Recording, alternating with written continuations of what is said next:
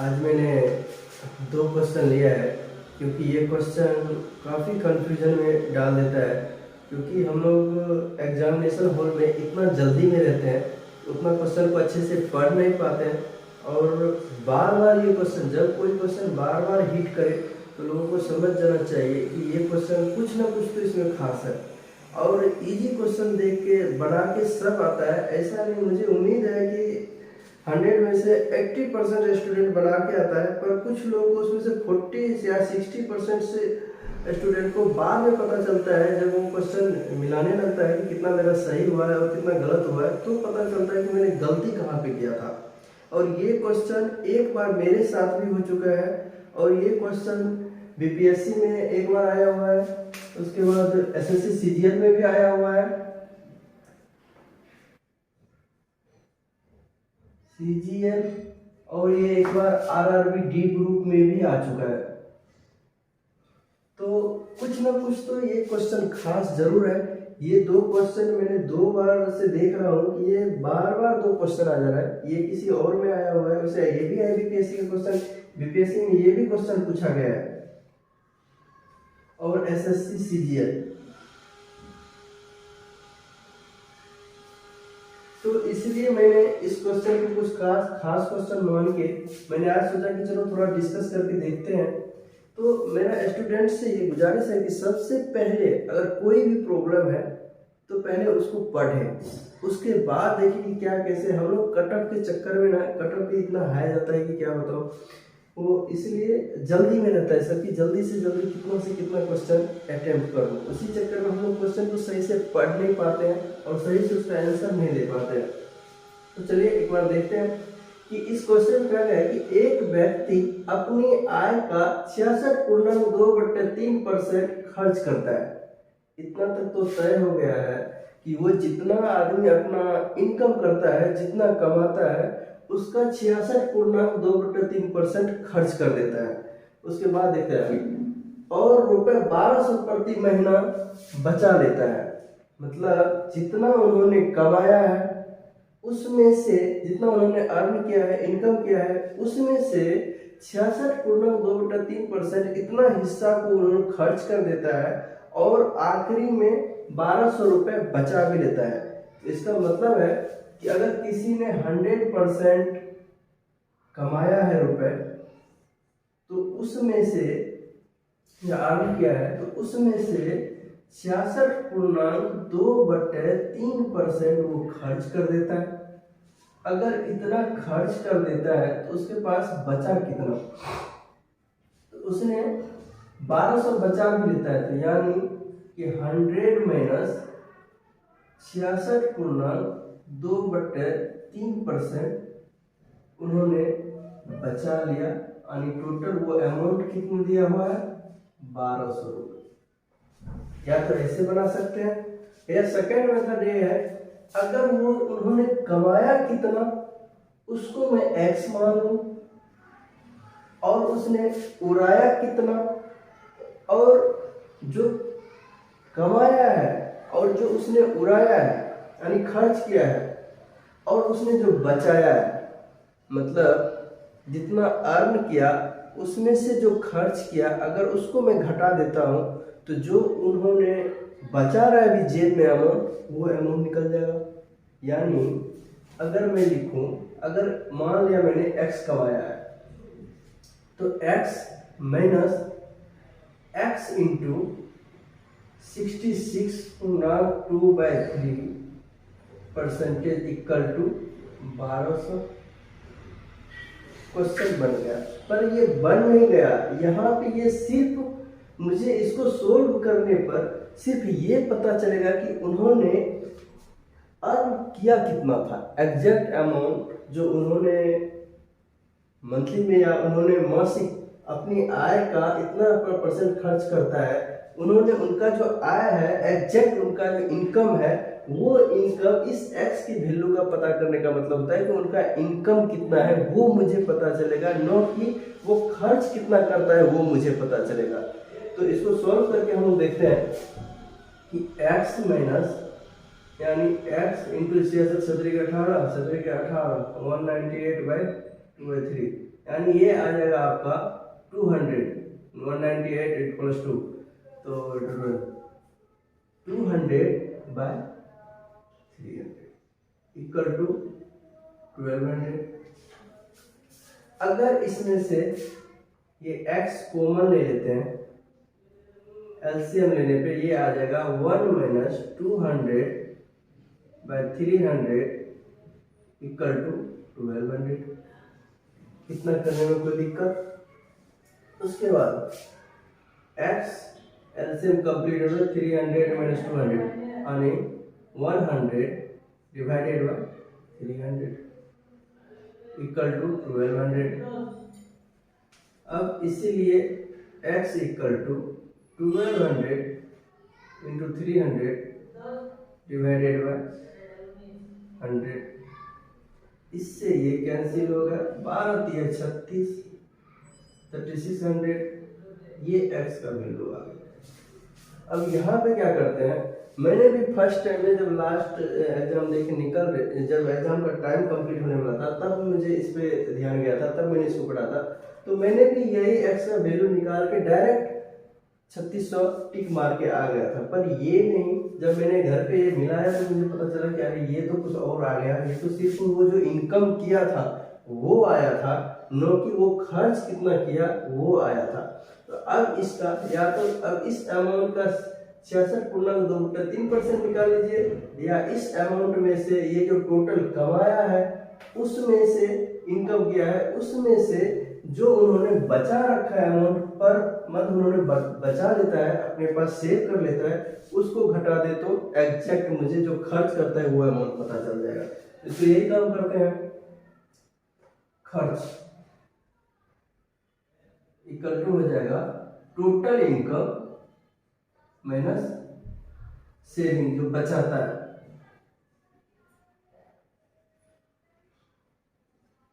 Equal to 3600 minus 1200 आ गया आपको 2400। ये आंसर यानी 2400 ये फर्स्ट ऑप्शन सही है। या तो इस हिसाब से बना सकते हैं या तो उस सिस्टम से बना सकते हैं। अब उसके बाद दूसरा क्वेश्चन है जो कि ये भी क्वेश्चन काफी परेशान करता है। इसमें तो बहुत को समझ नहीं आता कि करना क्या है, भाग ये बहुत पढ़ के छोड़ देता है, क्या हो कौन उतना भसड़ में पड़े। पर ये इतना आसान क्वेश्चन है, मुझे लगता है कि आप अगर एक बार इसका पैटर्न समझ जाएंगे तो ये क्वेश्चन कभी भी आप जिंदगी में नहीं छोड़ेंगे। इसलिए एक बार अच्छे से इसको देखिए कि क्या बोलता क्या है, करता क्या है। ये क्वेश्चन है कि एक संख्या को 342 से भाग करने पर शेषफल 47 मिलता है। यदि उसी संख्या को 19 से भाग किया जाए, ये किया जाए तो शेषफल क्या होगा। यानी कहने का मतलब है कि एक संख्या, कोई एक संख्या लिया है, एक संख्या को इतना से भाग करने पर, यानी इसका सिर्फ एक फॉर्मूला है, भाजक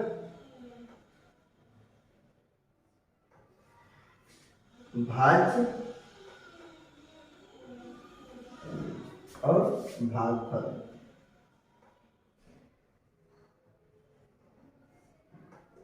और नीचे में शेष। बस कंप्लीट और सोल्व प्रॉब्लम, इतना में ही प्रॉब्लम सोल्व हो जाएगा। इसी को भागफल को कुछ लोग इंग्लिश मीडियम होंगे तो भागफल को इसी को हम लोग इंग्लिश में बोलते हैं क्वोटिएंट, QUOTIENT क्वोटिएंट। इसको बोलते हैं रिमाइंडर।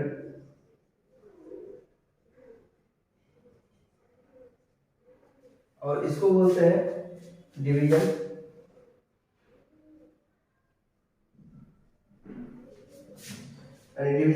सॉरी। और इसको बोलते हैं डिविडेंड।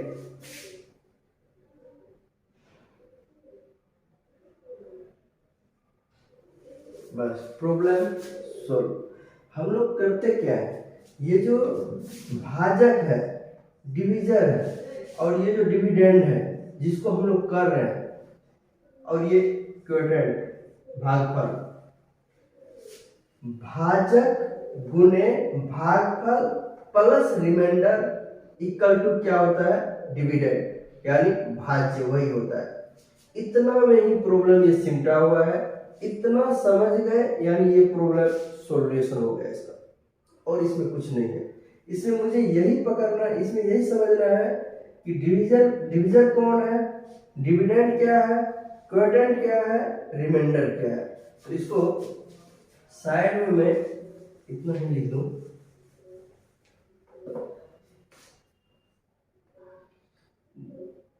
डिवीजन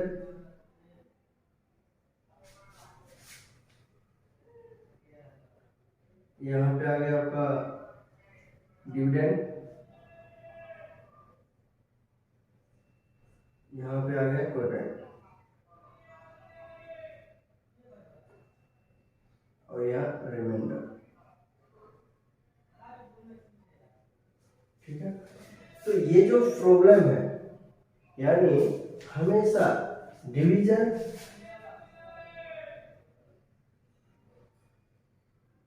इंटू क्वोटिएंट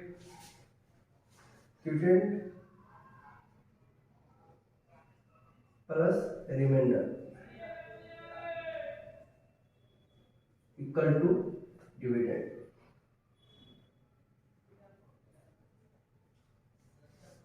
ये आता है।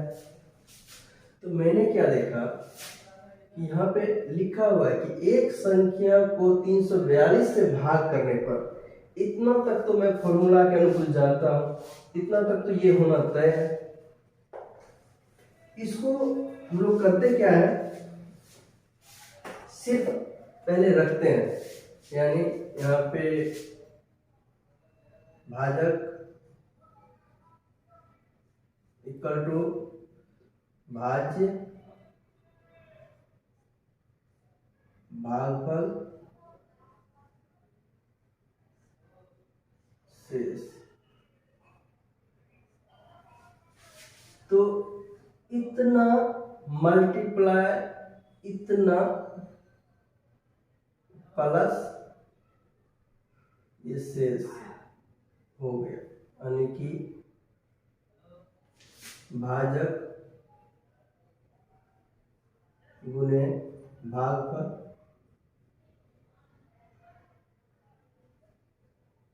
प्लस शेष।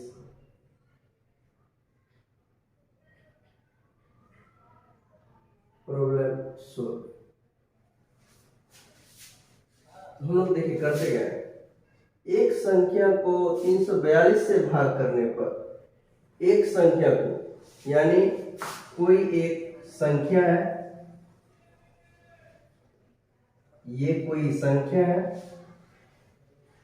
को 342 से भाग करने पर, यानी 342, यहाँ पे भाजक 342 हो गया, और क्वोटिएंट जो है वो देखते हैं आगे क्या मिलता है। भाग करने पर शेषफल 47 मिलता है, यानी डायरेक्ट रिमाइंडर मुझे 47 मिल गया। यदि उसी संख्या को 19 से भाग किया जाए तो शेषफल क्या होगा। अब देखिए यहाँ पे क्या हुआ, बात फंस गया। सिर्फ मुझे इस क्वेश्चन से यहां तक में सिर्फ मुझे इतना मिला। सेकंड है, यदि उसी संख्या को 19 से भाग किया जाए तो शेषफल क्या होगा। उसी संख्या यानी कि यहाँ पे कोई संख्या है, इससे उस संख्या में भाग किया जाता है तो रिमाइंडर 47 बचता है। भागफल का बात नहीं किया जाता है, भागफल को इन्होंने छोड़ ही दिया है। और इसी संख्या में 19 से भाग किया जाता है तो शेषफल क्या होगा वो मुझे पता करना है। तो यहाँ पे हम लोग क्या करते हैं कि मान लेते हैं कि इसका, क्योंकि देखो हम लोग को फॉर्मूला क्या है, भाजक गुने भागफल प्लस शेष। मुझे यही तीनों को ढूंढना है।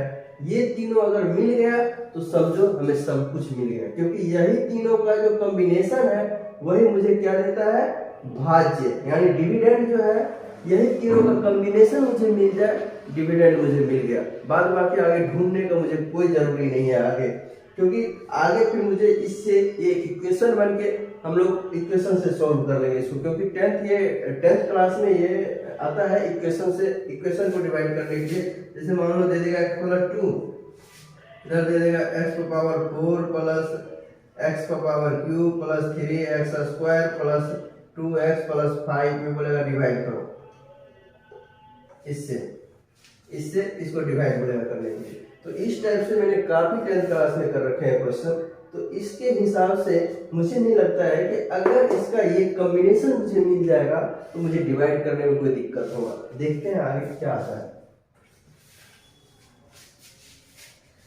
तो ये यहां से मुझे क्या, अगर इसको मैं x मान लेता हूं, क्वाड्रेंट को अगर मैं x मान लेता हूं, तो मेरा ये कंप्लीट सॉल्यूशन जो है ये भागफल गुणे भाजक प्लस शेष इक्वल टू भाज्य, ये मुझे भाज्य ज्ञात करने के लिए ये कॉम्बिनेशन मुझे मिल जाए तो इनफ है। यही कॉम्बिनेशन मुझे ढूंढना है और ये कॉम्बिनेशन मुझे मिल गया तो समझो ये जो डिजिट है, ये जो संख्या है, ये संख्या मुझे मिल गया। बस यहीं तक करना है। इससे मुझे ये इक्वेशन, ये सॉल्यूशन मुझे लाने के लिए यहाँ पे भागफल का क्वोटिएंट का होना मैंडेटरी है। अगर ये नहीं रहेगा तो ये सॉल्यूशन मेरा होगा नहीं। तो इसीलिए मैंने क्या किया कि वो नहीं है मेरे पास, इसलिए मैंने उसी को मान लिया x। अब मैं क्या करूंगा, इसका पता करूंगा। तो इसको पता करने के लिए क्या हो जाएगा, इतना इंटू इतना प्लस शेष इक्वल टू मुझे आ जाएगा कितना, भाज्य, यानी 342 इंटू x प्लस 47, यही तो आ गया मुझे। इसी को क्या बोलेंगे, ये संख्या यही है, यानी डिविडेंड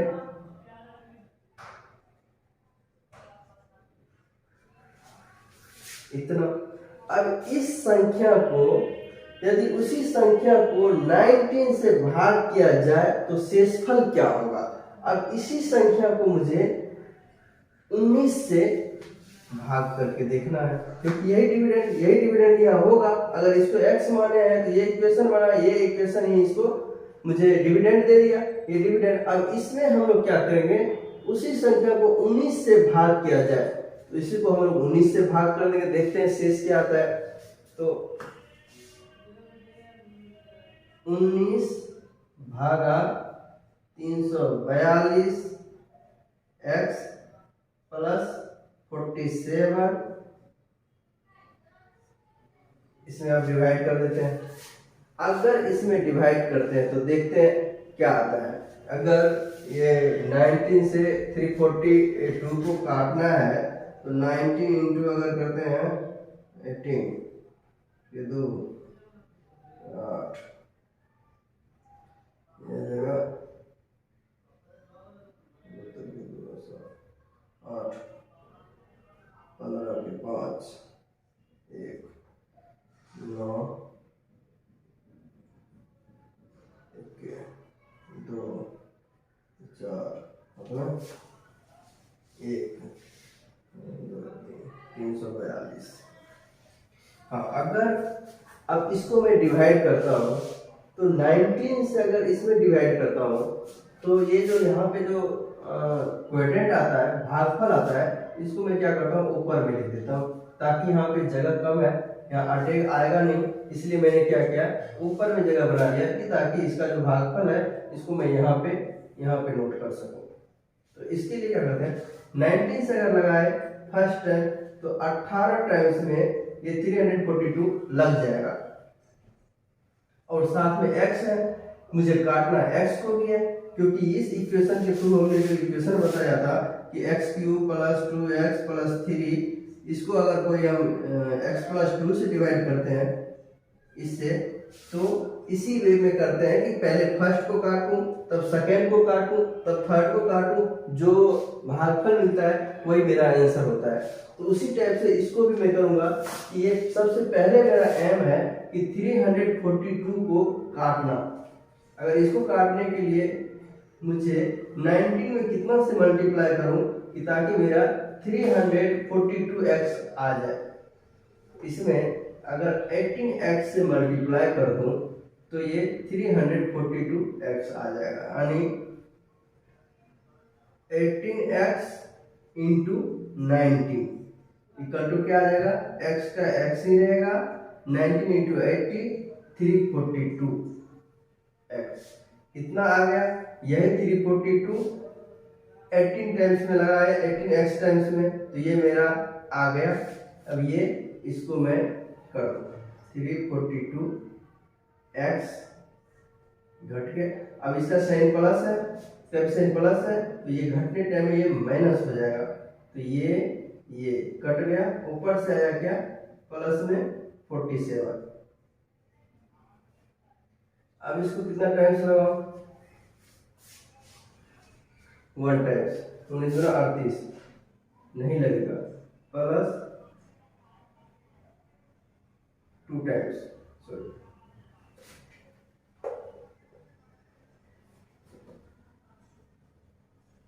38 माइनस 17, जैसे 8 गया, 9 8 17, यानी 9 यहाँ 4 में, यहाँ 3 में से 3 गया, कट गया, यहाँ आया कितना मेरा 9। मैंने देखा यहाँ पे यही रिमाइंडर मुझे चाहिए था, यानी इतने टाइम्स में अगर इसी को मैं फिर से फैक्टर निकालूं, अगर इस फॉर्मूला पे रखूं तो ये आ जाएगा आपका कितना, 19 इंटू 18x प्लस 2, ऐसे रखते हैं, 19 इंटू 18x प्लस 2